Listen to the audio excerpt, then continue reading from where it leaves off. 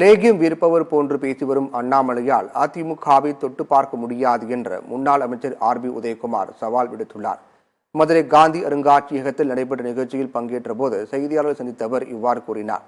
ஓ பன்னீர்செல்வத்தின் உண்மையான முகம் வெளியாகி உள்ளதாகவும் மூளை குழம்பியுள்ள அவர் மருத்துவ பரிசோதனை செய்ய வேண்டும் எனவும் ஆர்.பி. உதயகுமார் கூறினார்.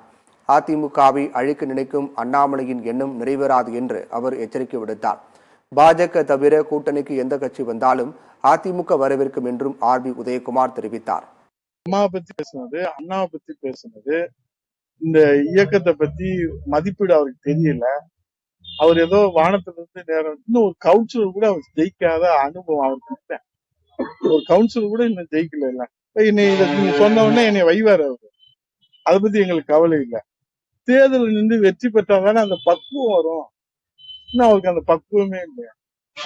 என்னமோ இந்த லேகி விற்கிற மாதிரி, ஐயா நீங்க பாருங்க ஐயா, இதை செஞ்சிருக்கோம் ஐயா, இதை என்ன ஐயா நீ என்னதான் சொல்ல வர? அண்ணா திராவிட முன்னேற்ற கழகத்தை அழிப்பதற்கு அண்ணாமலை இல்ல, அவங்க அப்பனே வந்தாலும் ஒண்ணும் செய்ய முடியாது.